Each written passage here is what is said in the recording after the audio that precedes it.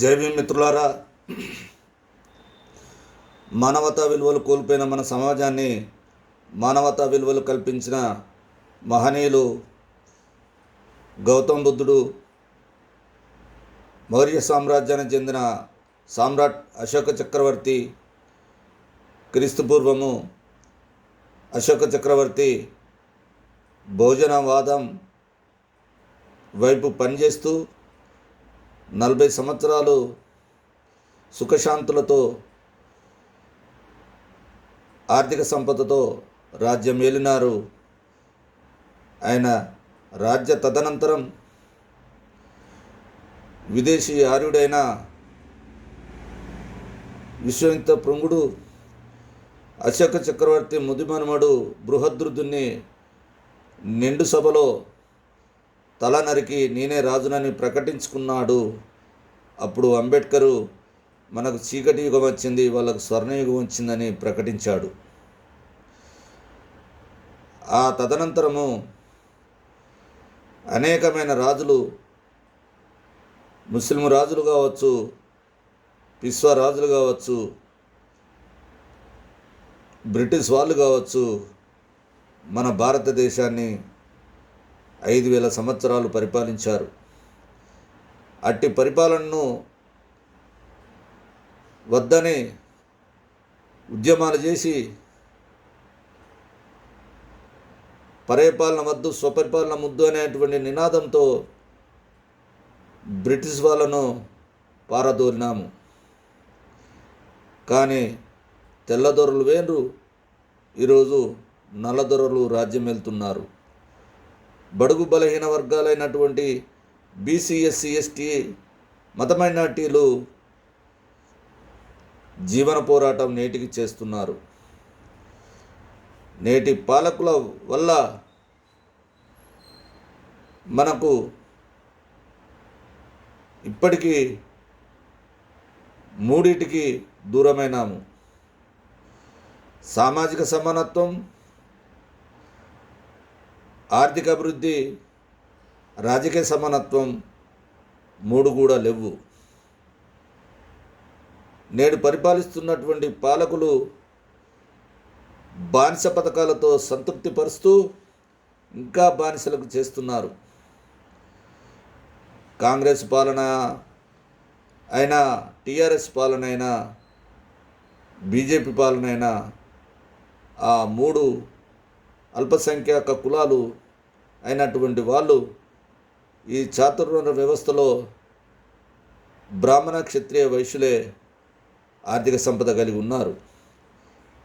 బీసీలు, దళితులు ఆర్థిక సంపద కోల్పోయి ఉన్నారు.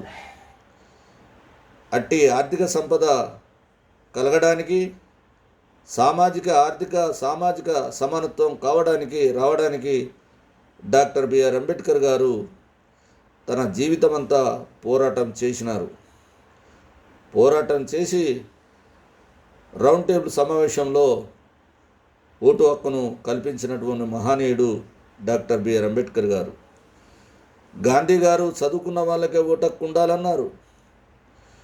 రకరకాల వ్యక్తులు బహుజనులకు ఓటు హక్కు ఇవ్వకూడదని వ్యతిరేకించినటువంటి నాటి సందర్భంలో బ్రిటిష్ వాళ్ళను చాకచక్యంగా ఒప్పించి ఓటు హక్కు తీసుకొచ్చినటువంటి మహనీయుడు డాక్టర్ బిఆర్ అంబేద్కర్ గారు.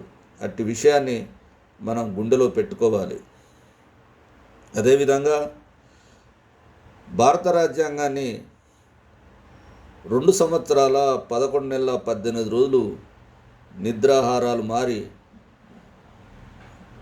మాని రాజ్యాంగాన్ని రాశారు. రాజ్యాంగం రాసి తిలక్ చేతిలో, జవహర్లాల్ నెహ్రూ చేతిలో పెట్టారు. అప్పటి నుంచి ఇప్పటి వరకు వారి చేతిలోనూ రాజ్యాంగం ఉన్నది.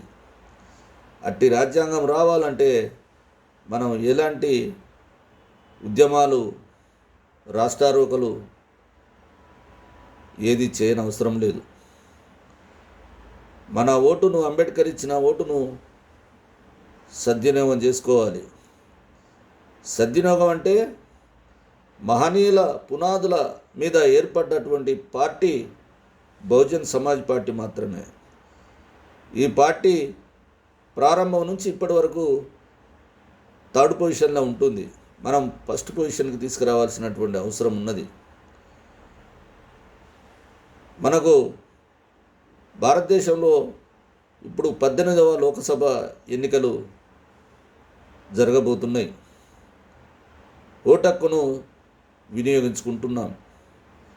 ఒక ఓటు కానే కులం లేదు, మతం లేదు, అన్నిట్లో వివక్ష ఉంది.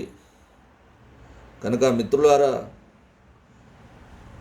మనము విశ్వవిజ్ఞాని అయినటువంటి అంబేద్కరు జయంతిలు వర్ధంతిలు చేస్తున్నాము. గౌతమ్ బుద్ధుని విగ్రహాలు ఎంత తర్వాత అంబేద్కర్ విగ్రహాలే ఎక్కువగా ఉన్నాయి.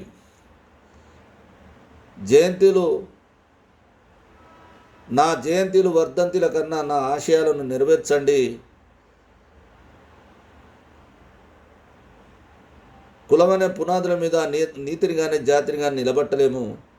మీరు రాజ్యాధికారం తెచ్చుకుంటే సామాజిక, ఆర్థిక, రాజకీయం బహుజన్ సమాజ్ పార్టీ అందిస్తుంది. ఏనుగు గుర్తుకు ఓటేయాలని కాంశీరామ్ గారు తన విలువైన సైంటిస్ట్ ఉద్యోగాన్ని వదులుకొని జీవితాంతం పెళ్లి చేసుకోకుండా జాతికి అంకితం చేసిండు తన జీవితాన్ని.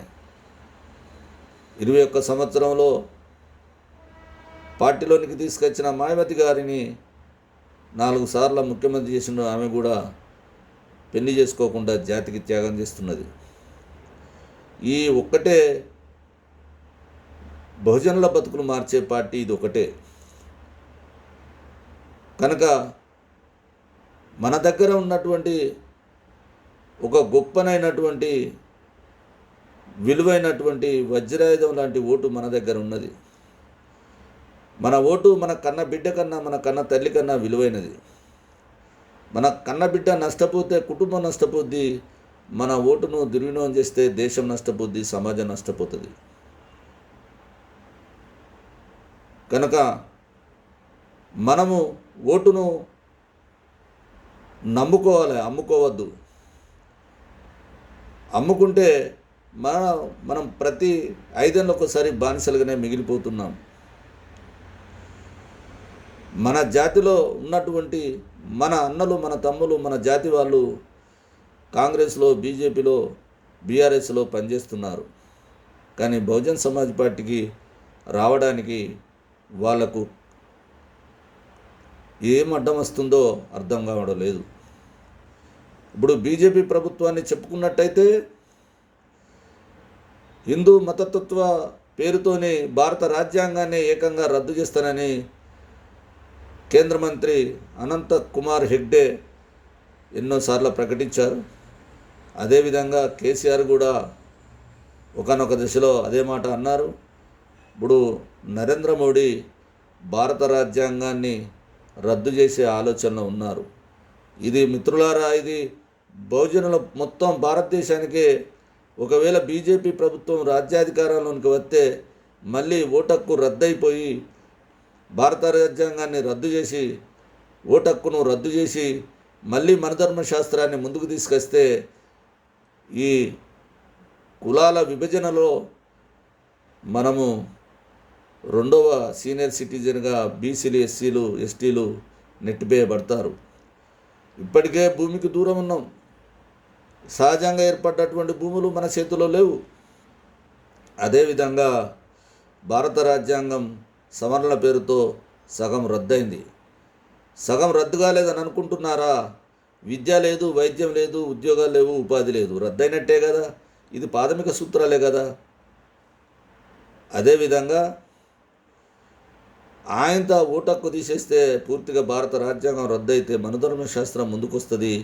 మనధర్మశాస్త్రం ముందుకొస్తే మళ్ళా మనకు ఎలాంటి హక్కులు కలగవు, హక్కులకు దూరమవుతాము. మూతికి ముంత, మెడలో గంట, నడుముకు చీపురు, అనేకమైనటువంటి ఆంక్షలు విధిస్తున్నారు.